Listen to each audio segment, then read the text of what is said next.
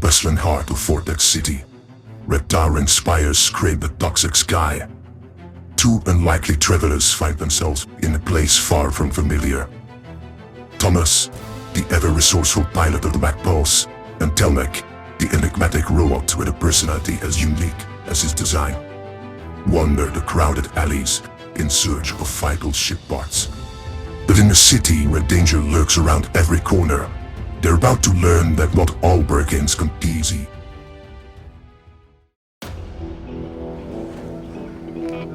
This should be the place. Just need the ship part and you're good to go. According to my calculations, we have just enough seashells currency for the necessary components. No more, no less.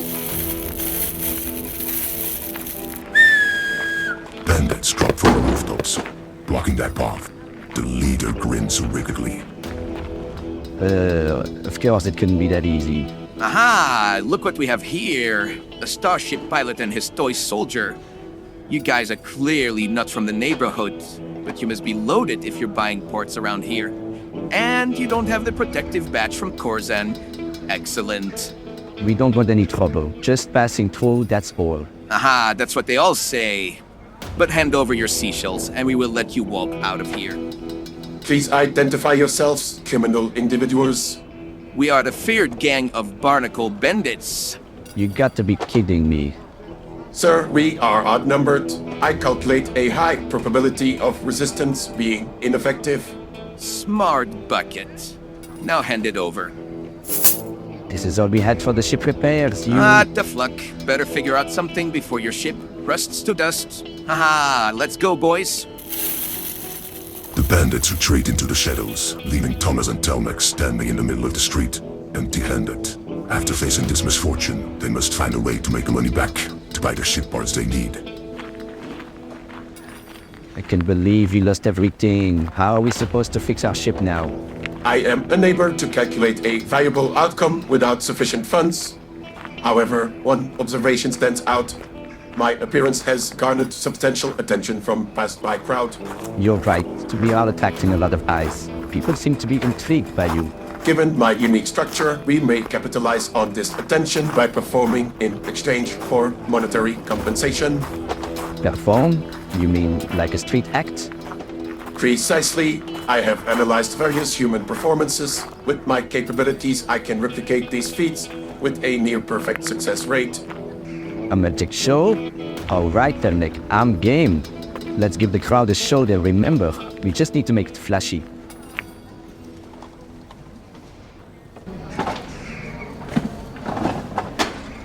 Okay, Telneck, amplify my voice.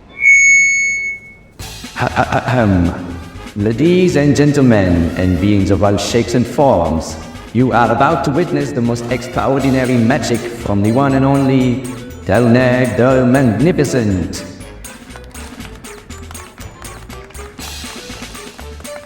But first, a trick of my own making. Please observe closely. What you see will defy your expectations of what is possible. Alright folks, gather around for another dazzling display of magic and wonder. This time I'll be performing a classic card trick, but with a twist of my making that you won't believe. Now, I just need a volunteer. You, sir. What's your name? Drax. Drax, a name destined for greatness. Or card tricks, haha. Now, Drax, pick a card, any card. Don't let me see it, but show everybody else. Memorize it, because I'm about to do something you'll never forget.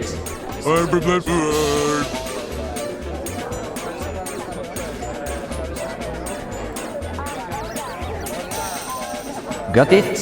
Fantastic. Now, return it to the deck and I'll make it reappear as if by magic. Here we go. And with a simple wave of my hand, the card will reveal itself in the most spectacular fashion. Wait, no, that's not what's supposed to, Wow, what the? Are those cars exploding? folks, don't panic. It's all part of the show, I think. Guards continue flying through the air, creating a bit of a commotion as people shield themselves from harmless but chaotic cart explosions. Look out! One's coming right at us. This was not in the script. Where did it even come from? More carts flutter down, and the crowd laughs nervously. One cart gently lands in a female spectator's cleavage. Oh, my apologies, ma'am. The cart seems to have landed right in between your bosom. Yes, this is scandalous. Atrocious. But let me see. Yes, this is the card I picked. Amazing! Wait, no way. Hold it up, Drax. Let's see if it's the right one. Are you serious? That's the one. That's it. That's the card. Yeah, the 7 of hearts. How did you do that? Ah, well, the magician never reveals his secrets, even when the cards, explode. Thank you. All part of the magic, folks, just as planned. Your initial plan appears to have catastrophic flaws. However, the end result was surprisingly impressive. Let's just call it chaotic brilliance, alright? The crowd tosses a few seashells into their tip jar, clearly entertained by the spectacle. And that, ladies and gents, is how you make magic happen, even when it flies off the rails. Thank you for your donations. They will go to a good cause, getting our posteriors off this giant rock. But wait, there is more. For our next trick, Telneck the Magnificent will defy gravity itself. Telneck extends his arms, lifting slightly off the ground using his internal mechanisms, creating the illusions of floating. I am now hovering at approximately 3.7 centimeters above the ground. You could fly a little bit higher to make it more impressive. You guys are super cool. I don't believe it, but keep going. We're actually making some money here. Activating final sequence. Prepare for the grand finale. Telneck dramatically raises his arms, and a burst of holographic lights form a dazzling illusion of stars and galaxies swirling above the crowd, combined with what I can only describe as funky moves.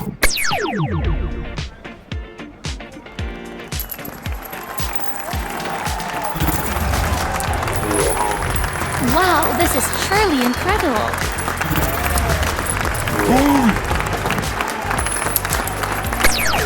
Wow. Amazing!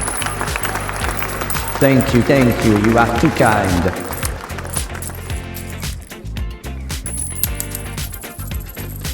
Nicer moves, Telneck. Looks like our little performance act saved the day. It's not enough yet to buy all the parts we need, but a good start. The crowd slowly disperses, leaving behind a decent amount of seashells and valuables. The operation was successful. Monetary gain acquired. Let's already grab some of those parts and get back to the ship. Before someone else decides to take what's ours again, we can think about how to make some more seashells later.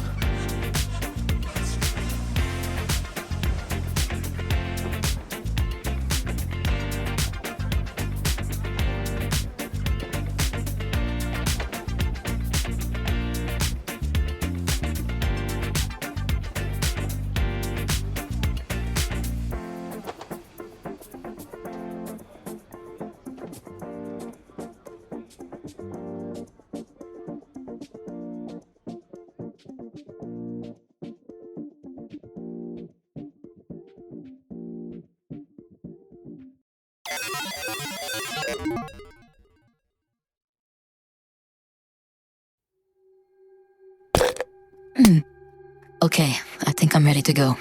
Wait, what did you just drink, Rose? Oh, just a little concoction I whipped up. Should give me an edge in the trial. You need all the edges you can get, trust me. Time to see if all that studying pays off. I hope your textbook had a chapter on sheer luck. Raise a glass for us when you win.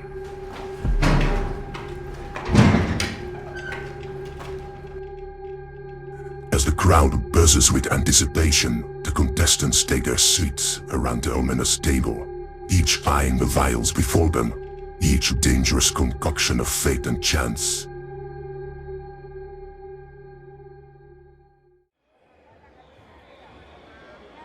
Those drinks look like they'll send you straight to the morgue. Some of them are even smoking. They might be strong acids. You know what's funny about toxins? Some of the deadliest ones are actually sweet, like ethylene glycol used in antifreeze. Tastes like candy, but drink it, and well, let's just say the end isn't sweet. Great. Now I'm suspicious of anything with sugar. Thanks for that. Besides, sweet and deadly, that sounds like my last relationship. Enough fun facts. It's about to begin. Ladies and gentlemen, welcome back to the second trial of the day, the Venomous Gambit. Let's meet our contestants, shall we? First up, Cobra Kairos, a former snake charmer from the desert sands. Cobra Kairos has mastered the art of toxin manipulation and hypnosis. Will his venomous expertise give him the upper hand today? Snake charmer?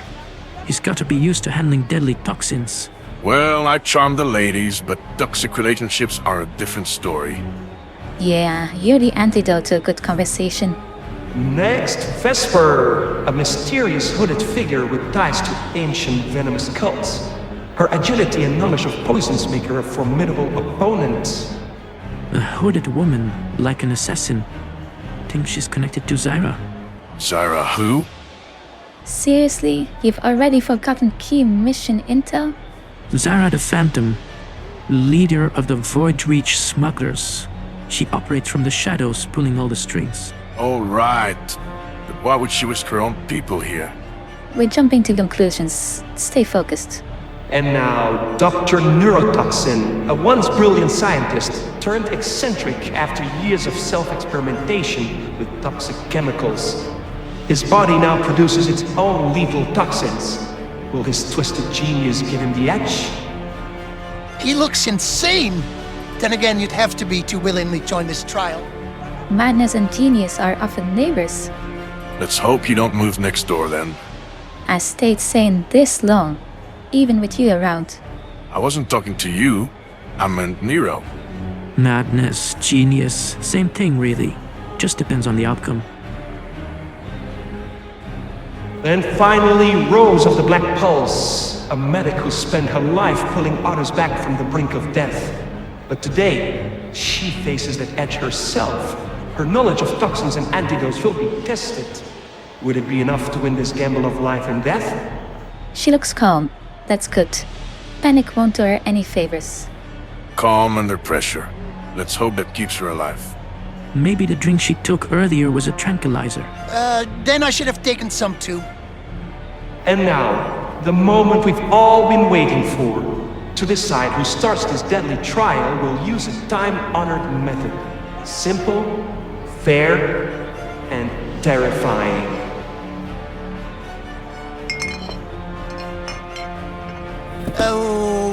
What's in this box?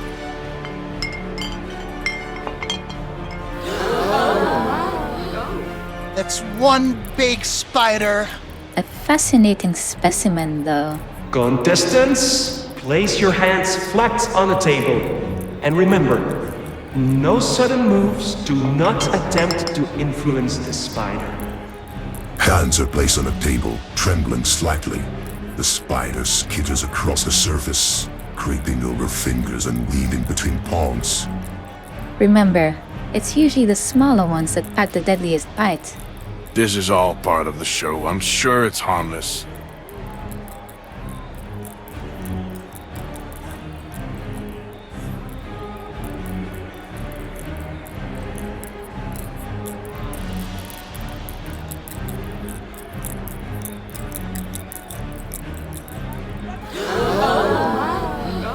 Aha! The spider has chosen. Rose, you will begin the trial. A good omen, I'd say.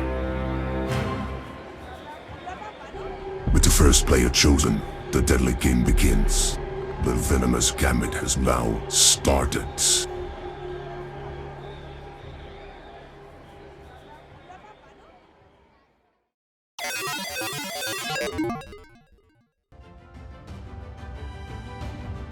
All eyes fall on Rose, the medic now cast into the spotlight of this deadly game. The vials before her glimmer ominously, their contents holding secrets of life or death. but with nerves of steel and a mind sharp as ever, Rose takes a deep breath, ready to face the venomous gambit.